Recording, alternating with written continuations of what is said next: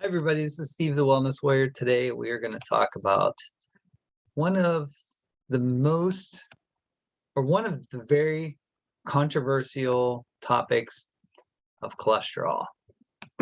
So, I got some new information for you today and get you a little educated and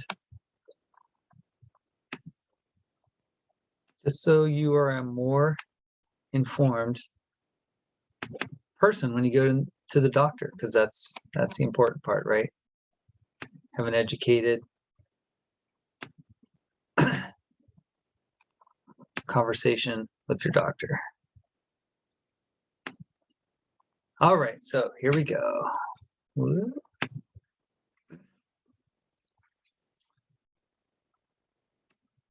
All right, so today's about cholesterol, and what do you really need to know about it? Because I think it's probably pretty confusing for most people. All right, here's the fine print. I'm a level 2 coach. I am a national board certified coach, and this is by no means a substitute for any medical advice that your doctor has given you. Like I said before, especially this presentation is so you can have an educated conversation with your doctor about cholesterol, if that's an issue for you.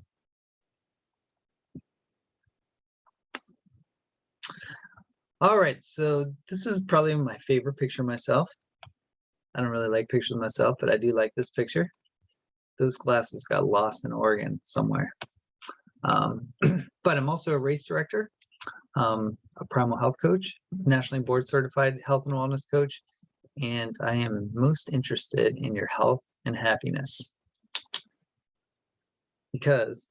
And the way I address that when I'm coaching people is to talk about exercise, nutrition, sleep, connections, nature connection, and social connection, and play.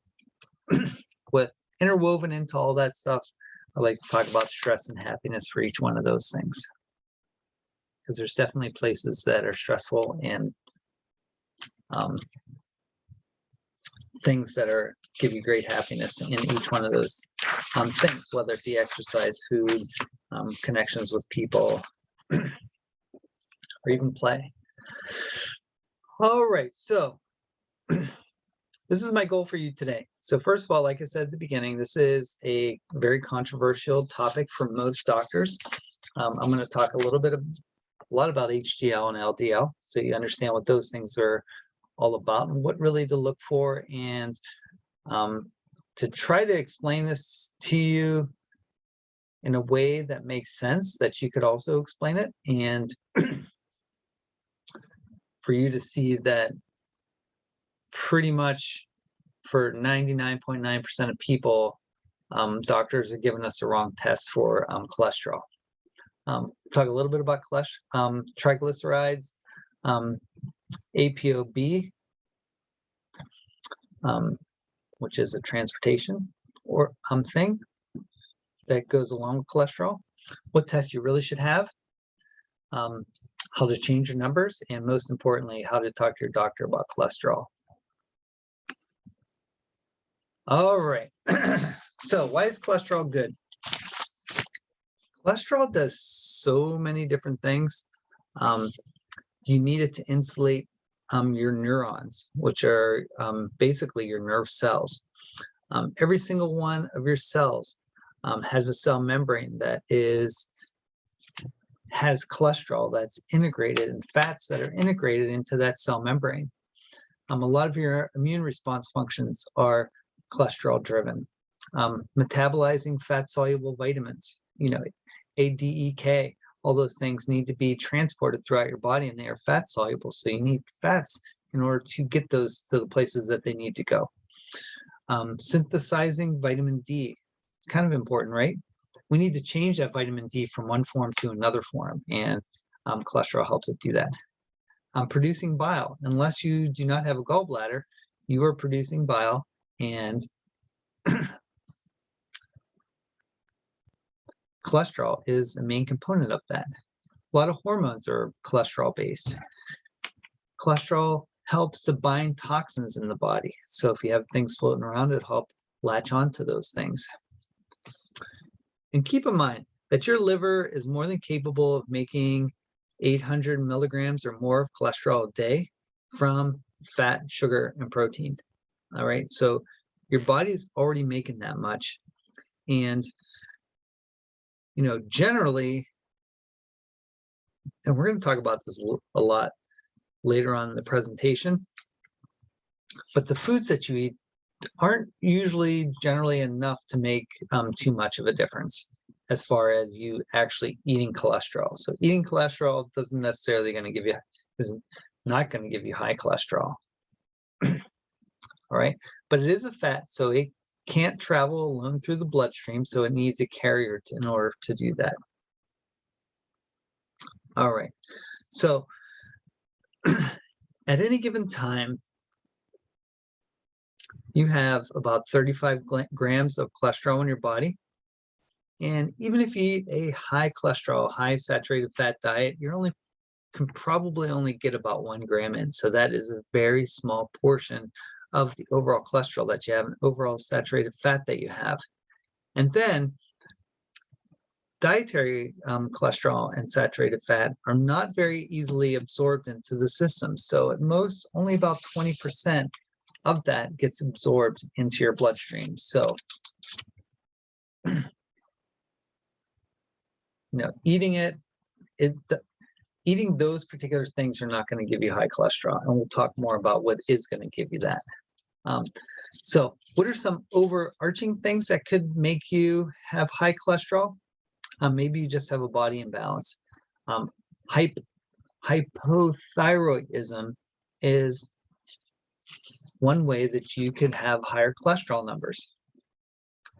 Thyroid, T3, if you ever got that tested, is a hormone that's in your liver to help clear out cholesterol.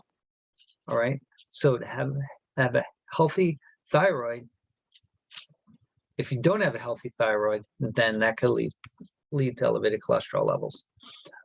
Trauma, insulin resistance, non-alcoholic fatty liver disease, heavy metals can all increase your amount of cholesterol. So what doctors like to do is just put a Band-Aid on it and just give statin medication all the time instead of looking at some of these things. Was your cholesterol because you just had trauma? There was somebody that I listened to, and one of his clients had a tattoo the day before. So its body treated that as a trauma, so his cholesterol was high. But when's the last time you went to the doctor and they asked you if you had a tattoo when you had high cholesterol? Probably never, eh? Do they look at your thyroid hormone production and cholesterol? Are they looking at both of these things together? Did they ever test you for fatty liver disease? So I'm not telling you that you need to get all these tests in order to, if you have high cholesterol, I'm just saying some of these things actually make it. Inflammation is another big one. And if you're overweight, that is a type of inflammation that could trigger high cholesterol in and of itself. So a lot of things to think about when we're thinking about cholesterol. It's not just putting a Band-Aid on it. All right. So where do we go from here? We are going to cholesterol and lipoprotein. So lipoproteins are our transporters or our delivery agents of cholesterol, antioxidants, vitamins, fatty acids, those vitamins that are A, D, E, K. All those things get transported by lipoproteins. Okay, cholesterol is basically the fat particles in there. Okay, it's just a type of lipid that is in your system. All right, we're going to talk a little bit more about LDL and HDL, so I'm not going to go that much into it right now, but keep this image of these buses on the left-hand side of the picture, keep that in mind because I'm going to talk about that a little bit. And notice on the right-hand side, there's not that many buses. Okay, so keep that in mind. So, and don't forget, cholesterol makes hormones, transfers vitamin D from one form to another. It helps us digest our food. All right, so our body needs cholesterol for a lot of different things. All right, so let's jump into LDL.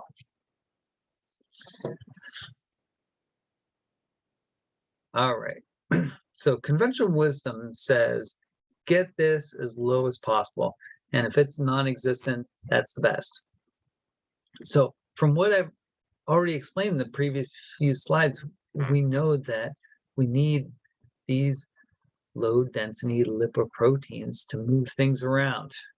Okay, so we can't live with zero. We need some of it. It serves a very important function in our body. LDL-C, which is what most people get, may indicate a problem. So maybe you do have a high LDL, like total LDL cholesterol. That may be a problem. It might not be a problem. All right. It might just indicate that your receptors are not working well, or more DL is in your bloodstream, allowing it to be oxidized. So the problem is when it gets to be oxidized, and I'll talk a little bit about this later.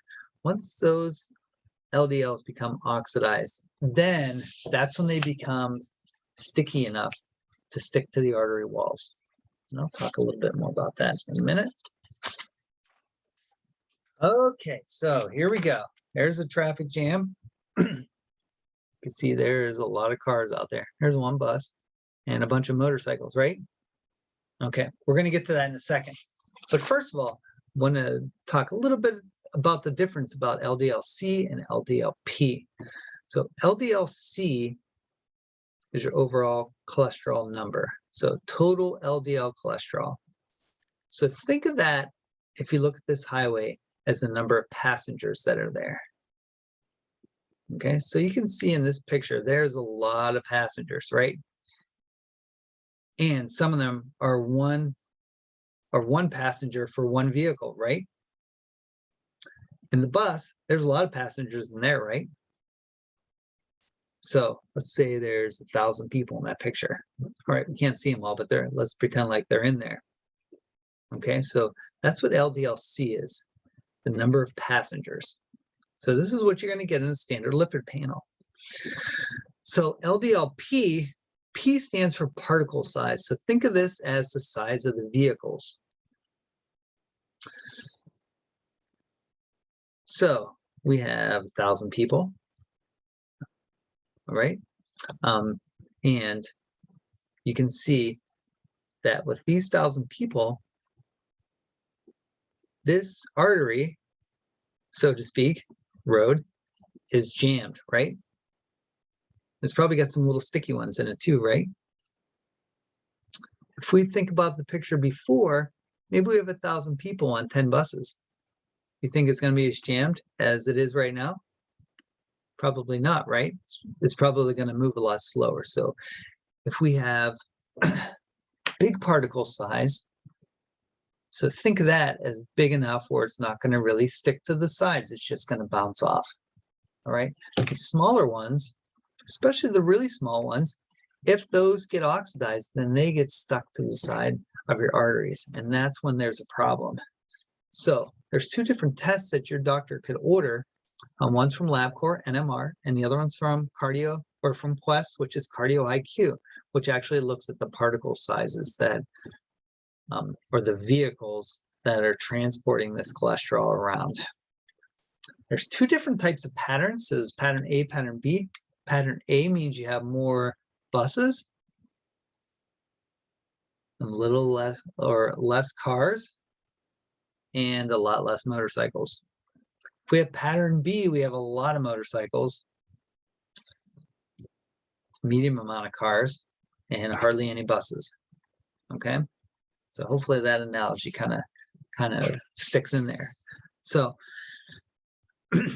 so what actually happens when these oxidized LDL gets stuck in your arteries is there's some macrophages that come around them and form foam cells. So they sort of get like a foamy substance around them.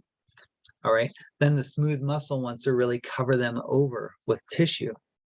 So as more and more of those foam cells grow, they're going to continue to grow. And if they get big enough, they can clog an artery.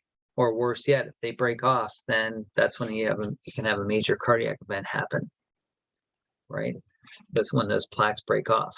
So you definitely don't want any plaque, that's for sure. So why might we have high, tiny LDL? Well, one could be metabolic syndrome. One, and I'll tell you what that is in a little bit. One could be that you're insulin resistant.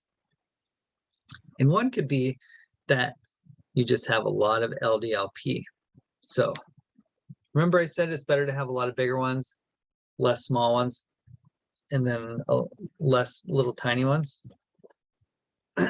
But if you do have a ton of LDL to begin with, think about, having 100 buses in there. You're still going to have a jammed highway, right? So if you have 100 buses and then you have, 20 cars and then, 20 motorcycles, that pattern could still be A, where you have mostly big ones, but you still have a lot of little ones that could stick into something.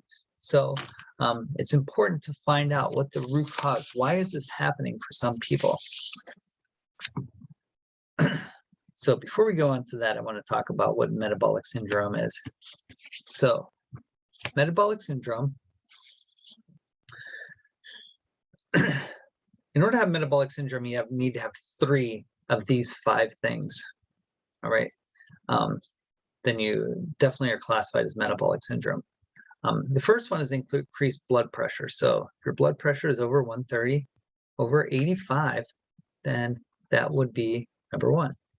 All right. High blood sugar, having a consistent blood sugar, fasted blood sugar over 100 when you get tested, consistent. Sometimes you might just, have an anomaly sometimes. So if you're consistently getting over 100, excess body fat around the waist. So the number that they use around the waist is 40 inches for men and 35 inches for women. So those are the 2 numbers that get used the most. For people from Asia, it's a little bit less. I'm not sure why that is. Dr. Sinha does a podcast and focuses on Asian people in Napa Valley, and some of that research comes from him when he's dealing with people from Asian descent. So it's a little bit different in that particular demographic. Abnormal cholesterol. So if you have a low HDL, so under 40 for males and under 50 for females, that's another one of the 5 things. And then high triglycerides, 150 or higher. So 3 of those 5 things, that is considered metabolic syndrome. All right, so HDL. So I hate saying it is good and bad cholesterol, because you still need LDL cholesterol to move things around the body. So let's quit saying good and bad, because it ain't good or bad. It's all depends on what it's like. But HDL, the job of HDL is to go out after the LDL has delivered the product to wherever it needs to go. HDL is the garbage man, brings it back to the liver for reprocessing. Okay, so we need both kinds. So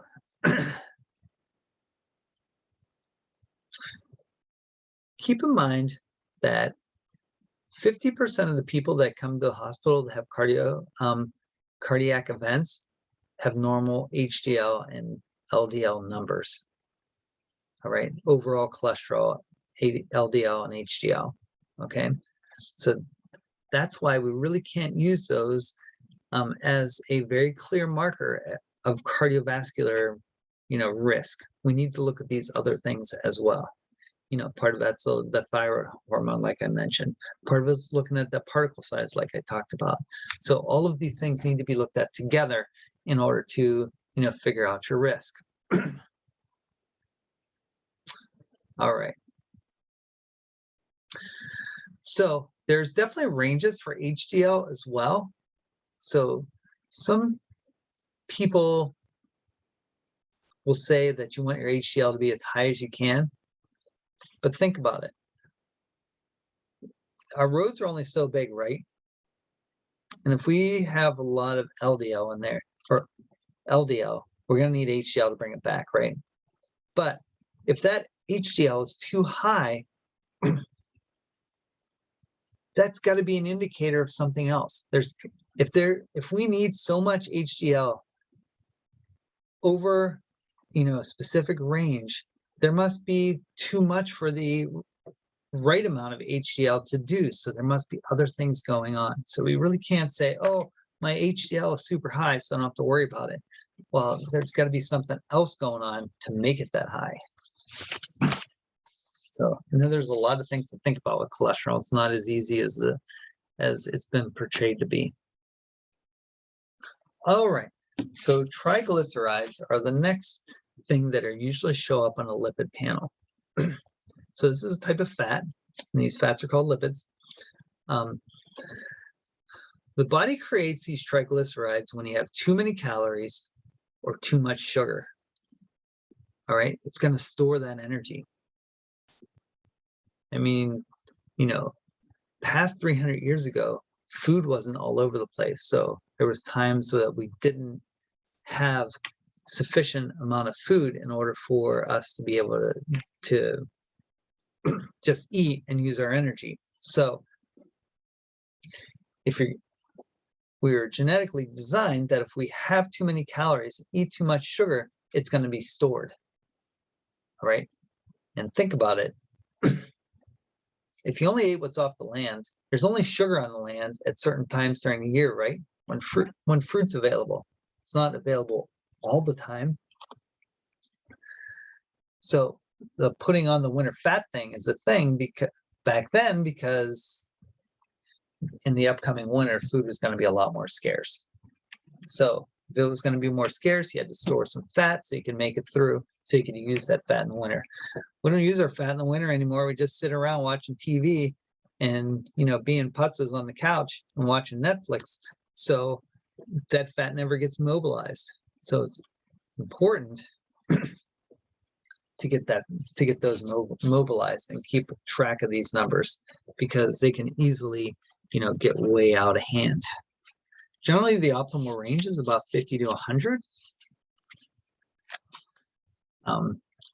And again, there could be a lot of reasons why it could be elevated. All right. You could just be eating too many calories. You could be eating too many carbs.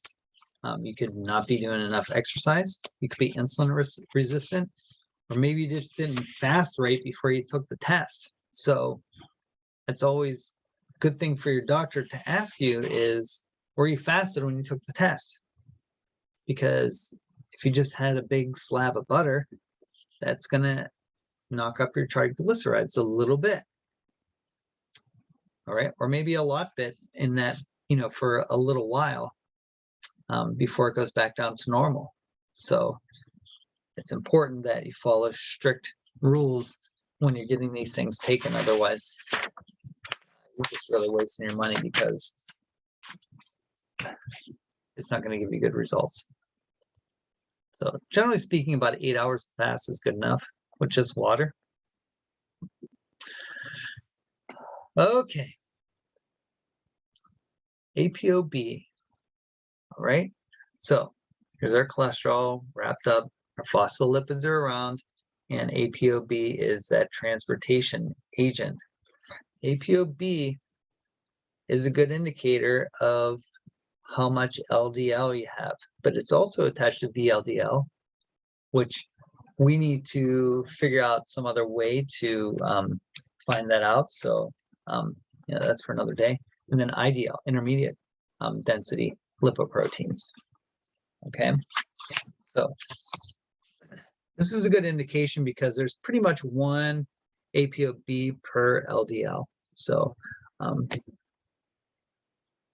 ApoB is a good indicator. If you have that as high as well, then that's usually high with high LDL, with small particle size too, but not always. That's why you got to look at all this data together to get an educated opinion on what's going on inside your body. All right, so here's our general testing numbers. All right, HDL, at least 50 in females, 40 for males, but 60 is a good number. Your total cholesterol to HDL, higher ratios indicate more risk. Triglycerides to HDL ratio, ideal is 1 or 1.33 to 1. It's about the highest you want to be. So I think right now I'm 3 to 1, so that's not good. So you want your total cholesterol under 200. LDL should be, under 100. That ratio should be less than 5 to 1. And sometimes you'll see triglycerides under 150, but optimally you want to have those under 100. So keep that in mind when you're looking at some of these numbers. But again, these numbers are useless without the particle size numbers. So those are a little harder to read. So that's why I didn't put those in there. So what can you do to increase your HDL? All right. First of all, some dietary things is ditch grains for the most part. Some of the ancient grains are okay, but the stereotypical grains that we get in this country are high in sugar, high in gluten, and they also come with the pesticide load too. So triple whammy when we, bread with non-organic bread. Eat your fruit instead of drinking it, because when we eat our fruit, we get the fiber with it as well, which helps bind up some of this cholesterol. So cholesterol gets dumped into your intestines, and our body's really good at reabsorbing things. So you want stuff in there that's going to grab onto it so it can bring it out the back end. And fiber is one of those things that you can do to grab onto those things and kick them back out. Veggies are good. We're talking about veggies that are not starchy. Fish, garlic, onions, and their relatives, and omega-3s are all good things to increase your HDL. Remember, we don't want to get it too high, just in that good range. All right. Some of these things are also anti-inflammatory, help clean out your arteries as well. So these things do a lot of good stuff. All right, so what are some other things we can do to optimize our cholesterol? First of all, you need to make sure that your doctor is giving you the right test. So the Quest Cardio IQ or the NMR lipid panel from LabCorp are tests that you can use or that you can get to look at the particle size instead of just the overall cholesterol number. So we're looking for, the sizes of those vehicles on the road compared to all the people that are in there. All right. People are fine if they're in the big things, but not so good if they're on little motorcycles.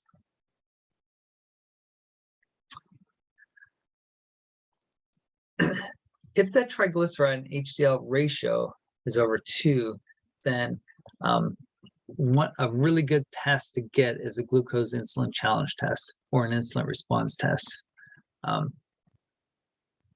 That'll give you a little bit more data.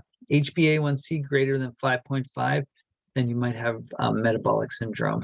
Okay, so these two tests are decent indicators, although there's some other ones that are good too. Eating healthy fats is good.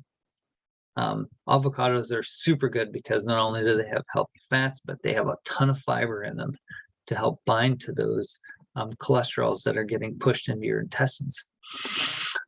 Eat a low glycemic diet, so not a lot of sugar, not a lot of processed food. Get sleep. Almost every single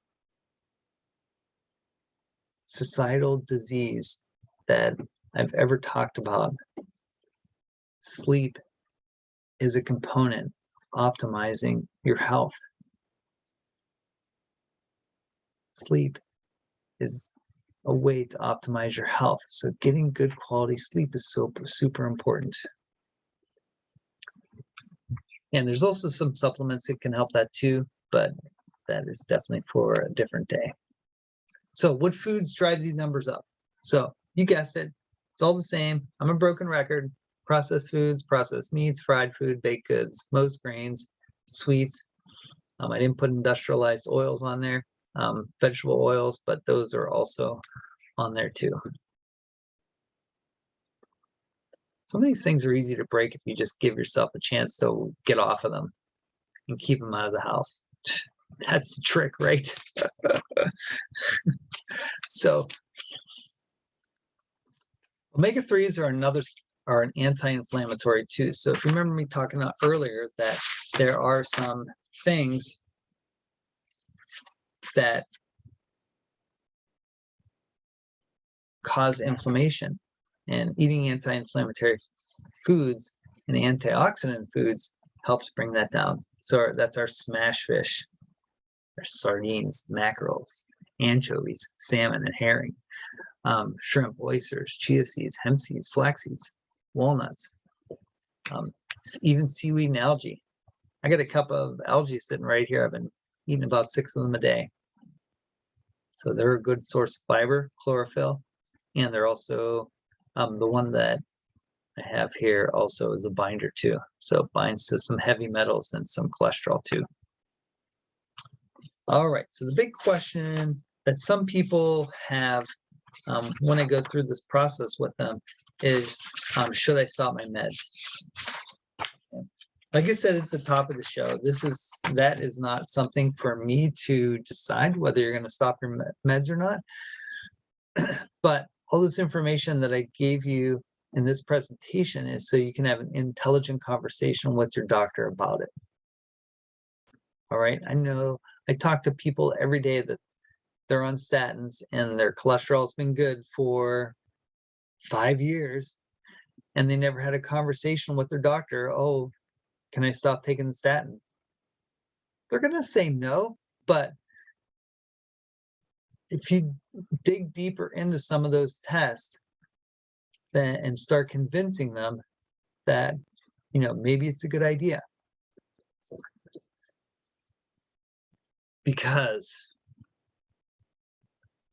statins not only function as an inhibitor and brings down all types of cholesterol, but it also inhibits a entry molecule that allows glucose to go into the cell. Okay, this receptor is called a GLUT4 receptor. Okay, when your body signals it, that GLUT4 receptor will go to your cell membrane and allow sugar to come in, or glucose to come in, that is the fuel for your cells. The statin inhibits that. So that means sugar's got to get into your cells some other way. All right. GLUT1 is a way for it to get in the other way, but it's not as picky as GLUT4. All right. So it is not as efficient as GLUT4 in closing and opening.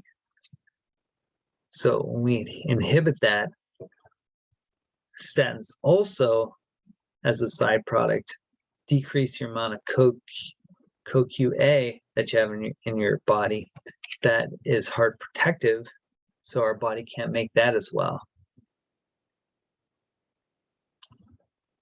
Right, is this making sense? So it does slow down the production of cholesterol, but it also inhibits receptors from letting glucose into your cells, which keeps more sugar in your bloodstream. 10 to 15% of people on statin, or your risk of getting type 2 diabetes is 10 to 15% higher when you are on a statin. It's just, the research. That's what they found. All right, so Not only you're stopping that receptor, but you're also stopping the production of CoQ10, which is heart protective. So in my mind, statins don't make sense. The other thing is some practitioners will suggest that you go on a red yeast rice. Is that it? Red rice yeast? Something like that. One of those two ways. I'm a little confused right now. But that works as a statin. That's like a natural statin. So it's still going to inhibit GLUT4. It's still going to inhibit CoQ10. So that's not protective for decrease in statin either. So neither one of those solutions is good. So should you stop your meds? No. But does this give you more information so you can talk intelligently about this with your doctor? Yes. At least I hope it does. Hopefully it wasn't too confusing. All right, so that's the end of our cholesterol presentation. I'm the Wellness Warrior. I do health and wellness coaching to help people with their metabolic health and hopefully get them out of some of these things that we've talked about in the past. Thanks for coming. You can find me at wellnesswarrior.coach.